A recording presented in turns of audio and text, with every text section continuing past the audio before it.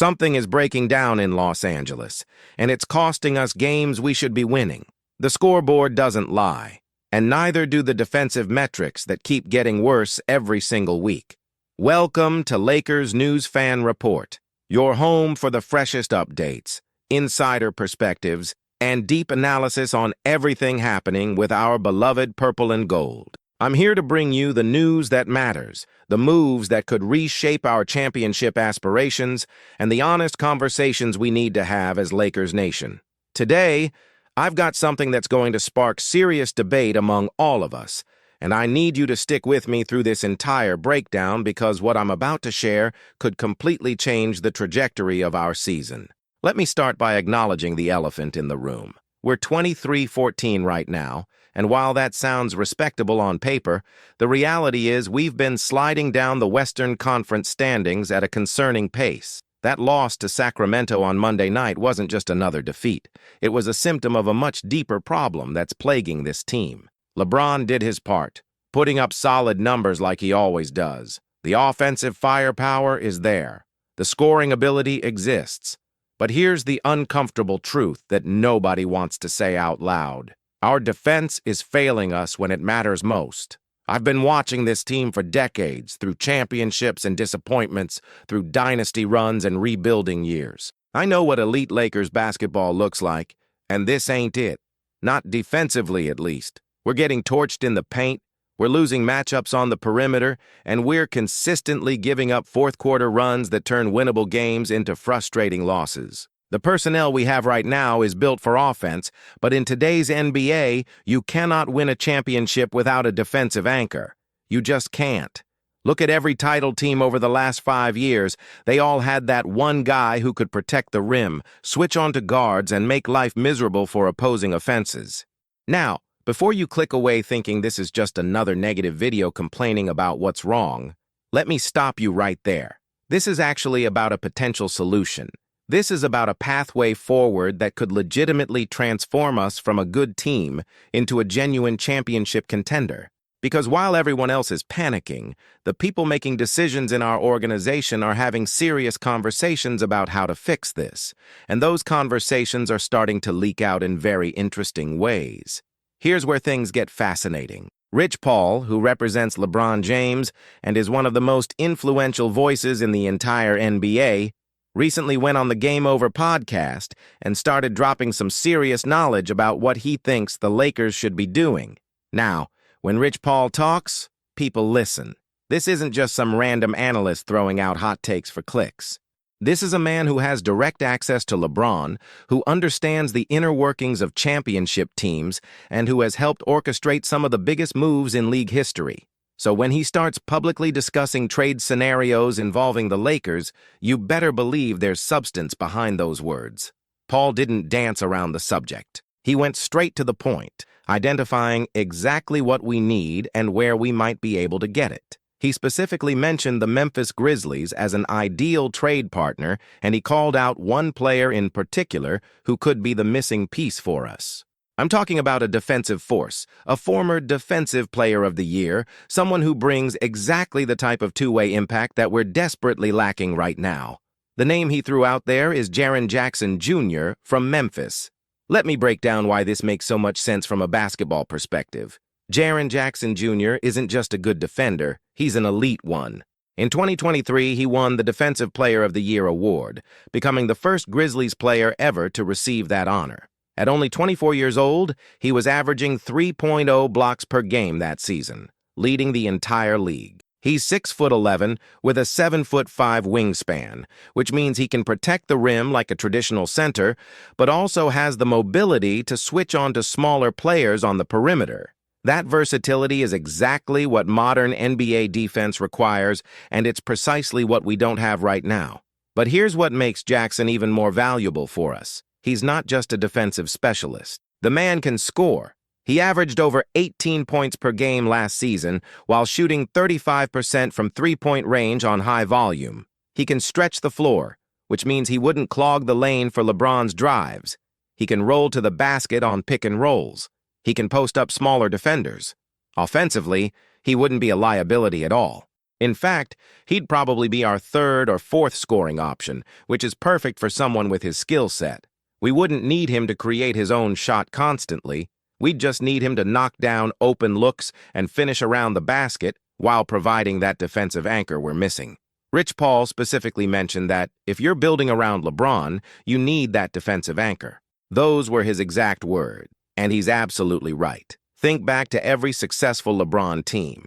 In Miami, he had the versatility of Bosh protecting the rim and switching on defense.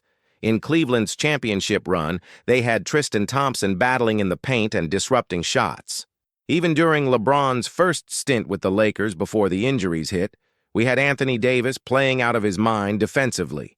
The pattern is clear. LeBron needs a defensive force alongside him to win titles, especially at this stage of his career when he can't carry the defensive load for 35 minutes a night anymore. Now, I know what you're thinking. This all sounds great, but what would Memphis want in return? You can't just call up the Grizzlies and ask for their second-best player without offering something valuable back. This is where the conversation gets complicated, and this is where I need you to really think carefully about what's best for the long-term future of this franchise.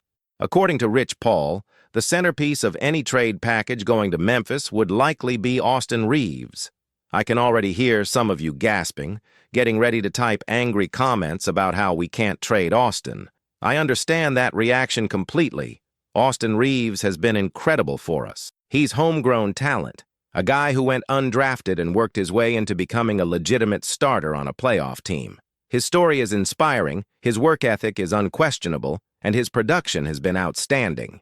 Before his recent injury, he was putting up all-star caliber numbers, averaging close to 18 points and 6 assists per game. On nights when both LeBron and AD were out, Austin stepped up and carried the offensive load like a true number one option.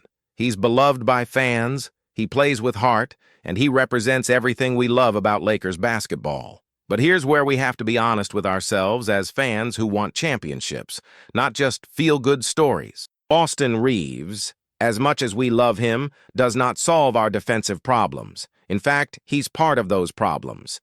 Opposing teams target him on defense constantly.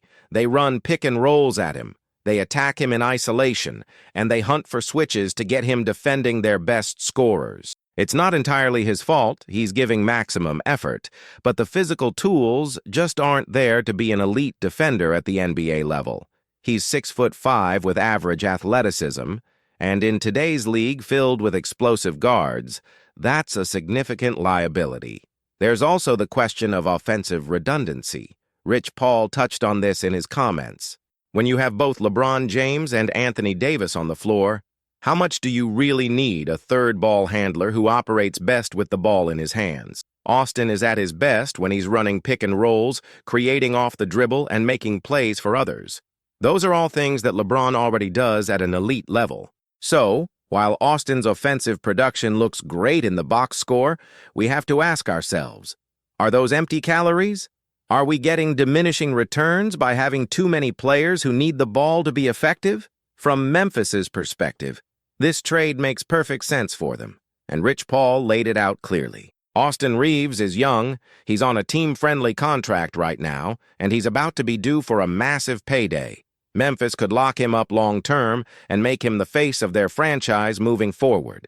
Rich Paul even said that Austin would become their leading scorer and primary point guard, which would give him the opportunity to truly flourish as a number one option rather than being the third or fourth wheel like he is here.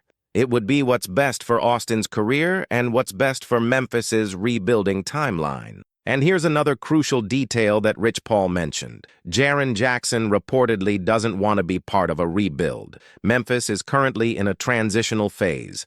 Jay Morant has had his off-court issues. Their championship window from a couple years ago seems to have closed, and they're trying to figure out their identity moving forward. If Jackson is privately expressing frustration with the direction of the franchise, that creates an opportunity for us to swoop in and make a deal before other contenders even realize he's available. Let's talk about the financial side of this because that matters too. Austin Reaves is making $12.9 million this season on the third year of his 4-year deal. He'll be eligible for an extension next summer, and based on his production, he's looking at a contract in the $25–30 million per year range. That's market value for a player of his caliber, but it's also a significant commitment for a team that already has LeBron and AD on max deals. Jaren Jackson Jr. is currently making 26. $3 million this season and is locked up through 2027 to 28 with a player option for the final year. His contract is reasonable for a player of his talent level, and more importantly, we wouldn't be adding long-term salary uncertainty since he's already signed for multiple years. From a roster construction standpoint, Jackson gives us flexibility that Reaves doesn't. He can play power forward or center depending on matchups. We could go big with him alongside AD, or we could play him as a small ball 5 when AD sits. He gives our coaching staff multiple lineup options that could be deployed depending on opponent. Against teams like Denver that kill us in the paint, Jackson's rim protection would be invaluable. Against teams like Golden State that spread the floor, his ability to switch and defend in space would be crucial. That versatility is worth its weight in gold during a playoff run. I also want to address the emotional side of this decision, because I know how much Lakers fans love Austin Reaves. He represents the underdog story, the guy who wasn't supposed to make it but defied the odds. Trading him would hurt. It would feel like losing a piece of our identity. But championship teams make tough decisions. Championship teams prioritize fit over feelings. Championship teams identify their weaknesses and address them aggressively, even when it means parting with beloved players. Do you think Pat Riley hesitated when he made difficult trades during the Heat's dynasty runs? Do you think Jerry West worried about sentimentality when he was constructing Showtime Lakers? No. They did what was necessary to win titles, and that's the standard we need to return to. Let me also address the injury concern with Austin. He's currently sidelined and expected to miss additional games in the near future. While this doesn't diminish his overall value, it does create a window where his trade value might actually be at a reasonable level. If he comes back and strings together another month of all-star level play, his price goes up significantly. Other teams will start circling, making trade offers of their own, and Memphis might demand even more than just Austin in any deal. The time to act is now. While the opportunity exists, and before the trade deadline closes that window entirely. Think about what our closing lineup could look like with Jaren Jackson Jr. on this team. LeBron at the wing, AD at the 4, Jackson at the 5, with shooters spotted around them. We'd have 2 legitimate rim protectors on the floor simultaneously. We could switch everything defensively without worrying about massive mismatches. We'd have 3 players who can score at all 3 levels. That's a championship-caliber lineup that could compete with anyone in the Western Conference. That's the type of group that could make a serious finals run. I've also been looking at the Western Conference standings and the competition we're facing. Denver looks vulnerable this year without their championship depth. Oklahoma City is talented but inexperienced in playoff settings. Minnesota has defensive prowess but lacks offensive firepower. Phoenix has stars but zero depth and defensive liabilities. The West is wide open in a way it hasn't been in years, which means this is our window to capitalize. But we can't capitalize with our current defensive deficiencies. We need to make a move, and Jaren Jackson Jr. represents the exact type of move that could push us over the top. Rich Paul's comments weren't made in a vacuum. These things don't happen randomly. When someone of his stature goes on a podcast and starts floating specific trade scenarios involving specific teams and specific players, there's usually substance behind it. There are probably conversations happening behind the scenes that we're not privy to. Memphis might genuinely be open to moving Jackson if the right offer comes along. Our front office might genuinely be evaluating whether Austin Reaves fits our long-term championship plans. This could be real, and it could happen sooner than we think. The question we all need to ask ourselves is simple. What do we want? Do we want to feel good about keeping our favorite players? Or do we want to win championship number 18? Do we want to watch Austin Reaves continue putting up nice stats on a team that flames out in the second round? Or do we want to see Jaren Jackson Jr. protecting the rim in the NBA Finals? I know my answer. I've been a Lakers fan my entire life, and I've been spoiled by championship parades and banner raisings. I don't want to settle for mediocrity just because it feels comfortable. Before I wrap this up, I want to hear from you. This is a massive decision that would fundamentally alter our team's identity and championship trajectory. Do you think trading Austin Reaves for Jaren Jackson Jr. is the right move? Does the defensive upgrade justify losing Austin's offensive production and fan-favorite status? Are there other players you'd rather see us target instead? Would you include additional pieces to sweeten the deal for Memphis, or is Austin alone enough? Drop your thoughts in the comments below because I genuinely want to know where Lakers Nation stands on this. We're all in this together, and your perspective matters to me. This is the reality of championship basketball in 2026. Tough decisions have to be made. Sacred cows have to be questioned. Sentimental attachments have to be evaluated against cold, hard basketball logic. Jaren Jackson Jr. represents everything we need defensively, and if Memphis is willing to deal him for Austin Reaves and potentially some additional assets, I believe we have to seriously consider pulling that trigger. The window with LeBron is closing. AD's injury history makes every season precious. We cannot afford to waste years hoping our defense magically improves without making structural changes to the roster. If you want to stay updated on every development regarding this potential trade and every other Lakers move as we approach the deadline, make sure you hit that subscribe button and turn on notifications. I'll be here breaking down every report, analyzing every angle, and giving you the honest truth about what's happening with our team. Share this video with every Lakers fan you know, because this conversation needs to happen throughout our entire fan base. Smash that like button if you appreciate the in-depth analysis and the real talk about what it takes to win championships. I'll see you in the next one, Lakers Nation. Let's get number 18.